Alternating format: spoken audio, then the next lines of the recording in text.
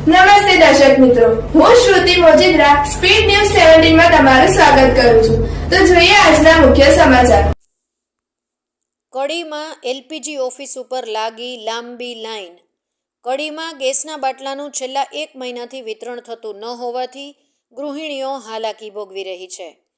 સરકાર દ્વારા કરેલી જાહેરાતમાં દરેક નાગરિકો ગેસના બાટલાની ચોપડી અને ફોટો કેવાયસી કરાવવાનું ફરજિયાત હોવાથી કડીના દરેક નાગરિકોની એલપીજી ઓફિસ ઉપર લાઈન જોવા મળી છે. જેને ગેસ બોટલની ચોપડીનું ઓફિસ ઉપર જઈને કેવાયસી ન કરાવ્યું હોય તો તેમની ગેસના બાટલા છેલ્લા 1 મહિનાથી લોક કરેલા છે. આજે ધંધા રોજગાર છોડીને નાગરિકો લાઇનમાં સતત 1 થી 2 કલાક ઊભા રહીને કડી એચપી ગેસ શક્તિ ગેસ સર્વિસ ઉપર ઊભા રહી પોતાનો ઘરેલું ગેસ વાપરતા કડીના નાગરિકોને હાલાકી ભોગવવી પડે છે. ખાસ કરીને લેડીઝને પોતાના બાળકોને ઘર સૂના મૂકીને કડીના એચપી ગેસ શક્તિ ગેસ સર્વિસ પર ઊભા રહેવા મજબૂર બન્યું છે. જ્યારે જેન્ટ્સમાં પોતાની નોકરી છોડીને લાઇનમાં ઊભા રહેવા માટે મજબૂર બનવું પડ્યું.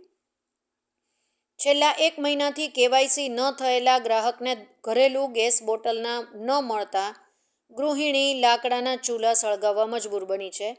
જ્યારે ઓફિસમાં બેઠેલા કેવાયસી કરાવવા ગયેલ ગ્રાહકો સાથે મનમાની કરે છે તેવા અનેક કિસ્સાઓ કડી શક્તિ ગેસ ઉપર જોવા મળેલ છે.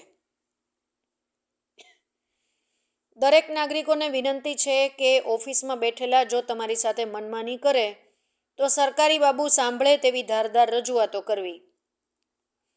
સરકારે આપેલા ઓર્ડરને આપણે સ્વીકારીએ છીએ, પણ આપણી ફરજમાં આવે છે કે આપણે ઘરેલું ગેસ ઉપભોક્તા છીએ તો આપણે આપણી ફરજ પ્રમાણે પ્રામાણિક રીતે ગેસની ચોપડીઓ કેવાયસી કરાવવું અને ફોટો પડાવવો.